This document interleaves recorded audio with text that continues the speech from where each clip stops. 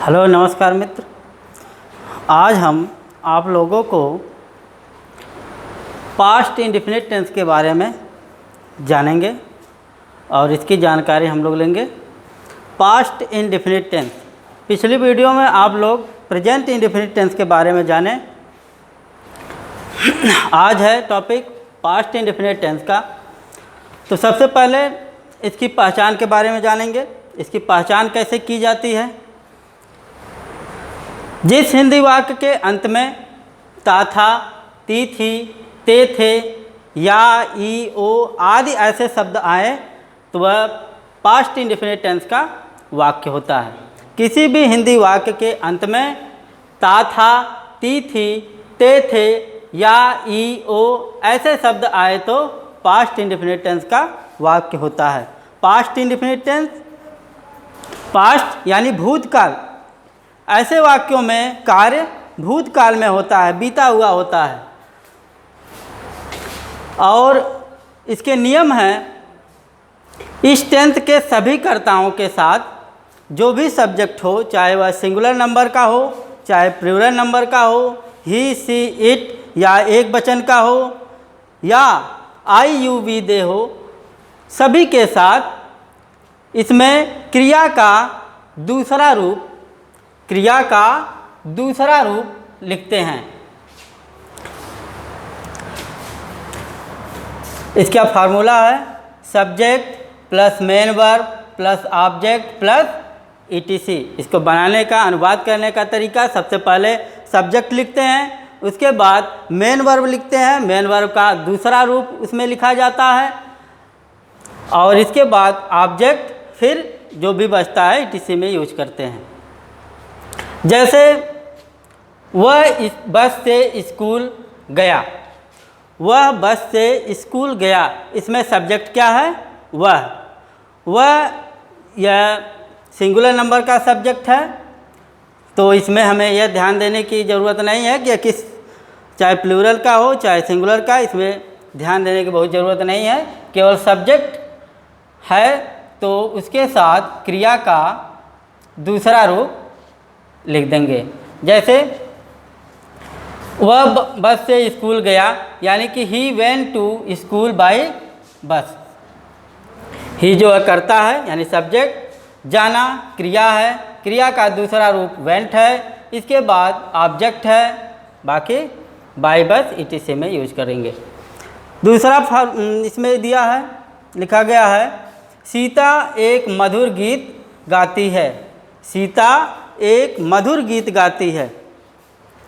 इसके भी अंत में ई आया है और इसकी पहचान ऊपर लिखी गई है कि इसके अंत में, जिस काल टेंस के अंत में ई आए या ता थी ते पास्ट में हो तो वह पास्ट इंडेफिनिट टेंस का वाक्य होता है।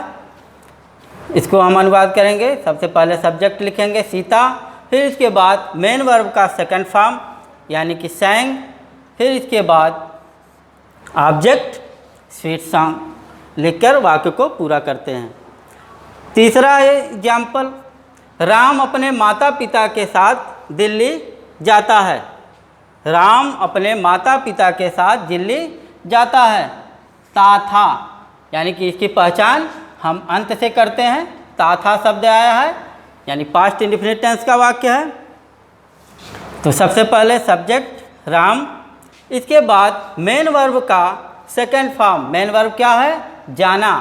जाना का सेकंड फॉर्म गो मीन्स जाना होता है, इसका सेकंड फॉर्म वेंट होता है। तो दूसरा रूप यूज करेंगे, Ram went to school Delhi. Ram went to Delhi with his parent. Ram अपने माता पिता के साथ दिल्ली जाता था। Ram went to Delhi with his parents. इस प्रकार से हम वाक्य को कंप्लीट करते हैं। एक बार फिर से हम पुनः देखते हैं इसकी पहचान। जिस हिंदी वाक्य के अंत में ता था, ती थी, ते थे या ई ओ ऐसे शब्द आए तो वह पास्ट इंडेफिनिट टेंस का वाक्य होता है। नियम में इसमें सभी कर्ताओं के साथ क्रिया का दूसरा रूप लिखते हैं। तो इस प्रकार से इसमें फार्मूला लिखा गया। सबसे पहले लिखेंगे सब्जेक्ट, इसके बाद मेन वर्ब का दूसरा रूप, फिर ऑब्जेक्ट, फिर इस ETC में लिखकर वाक्य को कंप्लीट करते हैं।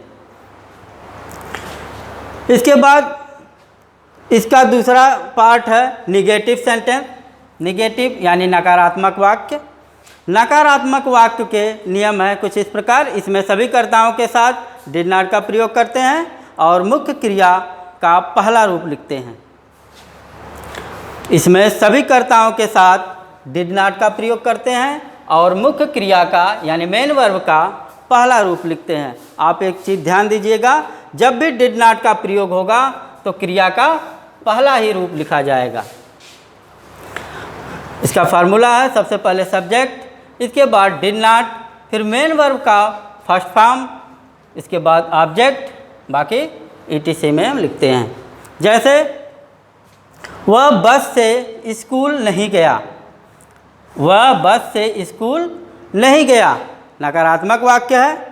तो फार्मूले के हिसाब से हम लोग लिखते हैं सबसे पहले सब्जेक्ट यानी वह की अंग्रेजी ही, इसके बाद डिड नॉट, इसके बाद क्रिया जाना, फिर ऑब्जेक्ट लिखकर हम वाक्य को कंप्लीट करते हैं। दूसरा एग्जाम्पल है सीता मधुर गीत नहीं गाती है। सीता मधुर गीत, एक मधुर गीत नहीं गाती है।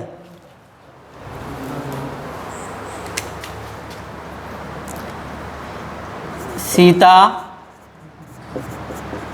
एक मधुर गीत नहीं गाती है। तो सबसे पहले लिखेंगे सब्जेक्ट सीता, फिर इसके बाद डिड नॉट, इसके बाद सिंग, मेन वर्ब का फर्स्ट फॉर्म यूज होगा क्योंकि नकारात्मक वाक्य है। आप लोग नियम में देखे हैं कि सबसे पहले इसमें अगर डिड नॉट का प्रयोग होगा तो क्रिया का पहला रूप लिखते हैं। तो डिड नॉट के बाद सिंग, इसके बाद स्वीट सॉन्ग लिखकर वाक्य को कंप्लीट करते हैं। इसमें कुछ चीज़ों को ध्यान देना है।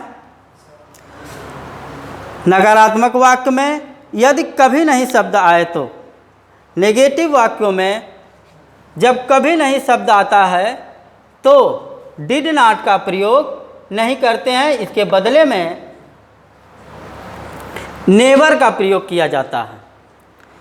जब वाक्य में कभी नहीं शब्द आए तो डिड नॉट का प्रयोग नहीं करते हैं, उसके बदले में नेवर का प्रयोग किया जाता है और क्रिया का दूसरा रूप लिखते हैं।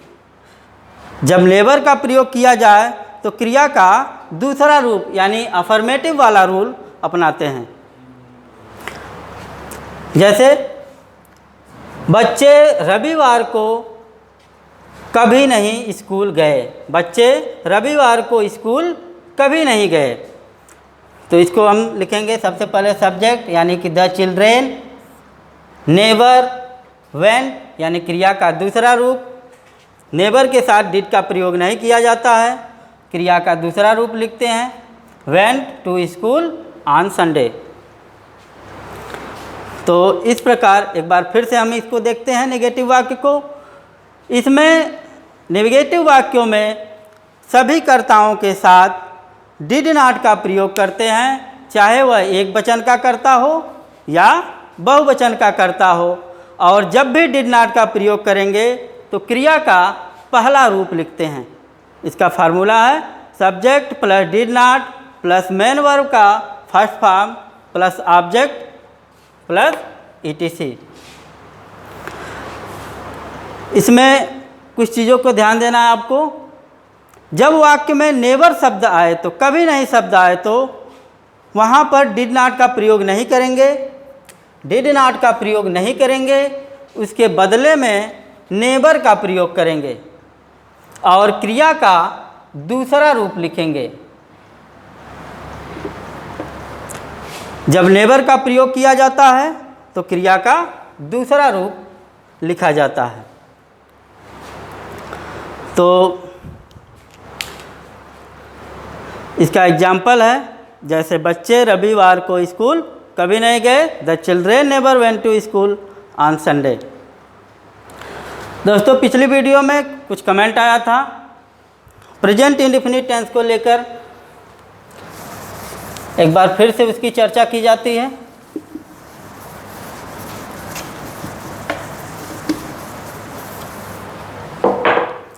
Present indefinite tense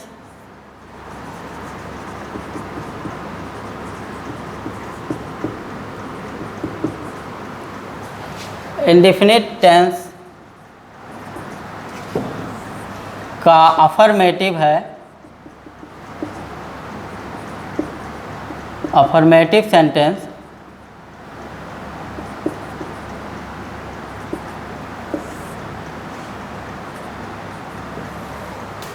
affirmative sentence, इसमें यस या यस को लेकर कुछ कन्फ्यूजन हुई थी, कुछ कमेंट के माध्यम से हमें सूचना मिली है। तो अफर्मेटिव सेंटेंस में हम रूल में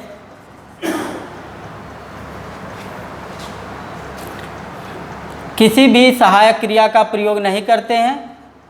सहायक क्रिया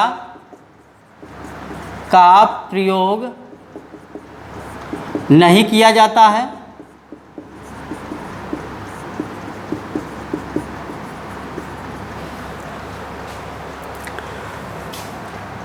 इसमें वर्ब में यानी मेन वर्ब, मुख्य क्रिया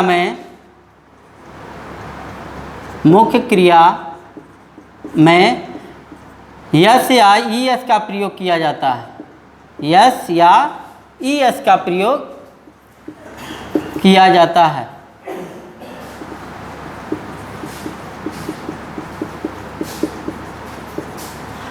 लेकिन कहाँ पर यस का प्रयोग करेंगे, कहाँ पर ई एस का प्रयोग करेंगे, यह हम ध्यान देते हैं कि जिन क्रियाओं के अंत में yes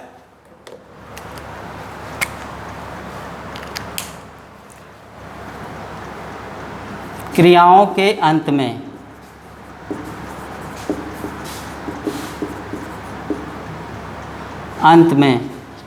yes, double S, C H, O, X या एस एच, जिन क्रियाओं के अंत में S, double S, C H, O, X या एस एच होता है तो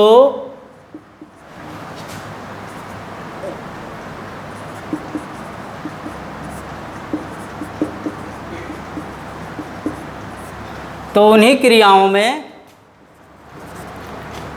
ई एस का प्रयोग करते हैं। ई एस का प्रयोग करते हैं।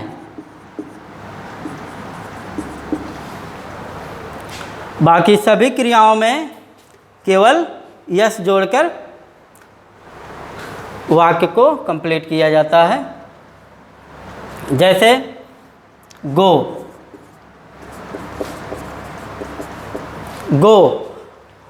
गो का अंत यानी कि ओ से हुआ है तो इसमें हम ई एस जोड़ेंगे, हो जाएगा गोज।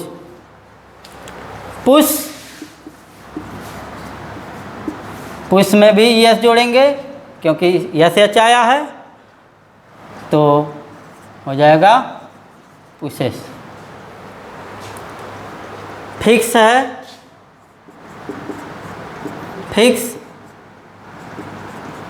फिक्स में इसका अंत यक्स से हुआ है तो इसमें भी हम ई एस जोड़कर इसको कंप्लीट करते हैं। तो इस प्रकार से जब जिन क्रियाओं के अंत में S, double S, C H, O, X या एस एच हो तो उनमें हम ई एस लगाएंगे, बाकी सारी क्रियाओं में यस लगाकर उसको हम पूरा करते हैं। तो आज के दिन इतना ही। अगले वीडियो में नेक्स्ट टॉपिक के साथ हम लोग मिलेंगे, तब तक के लिए धन्यवाद।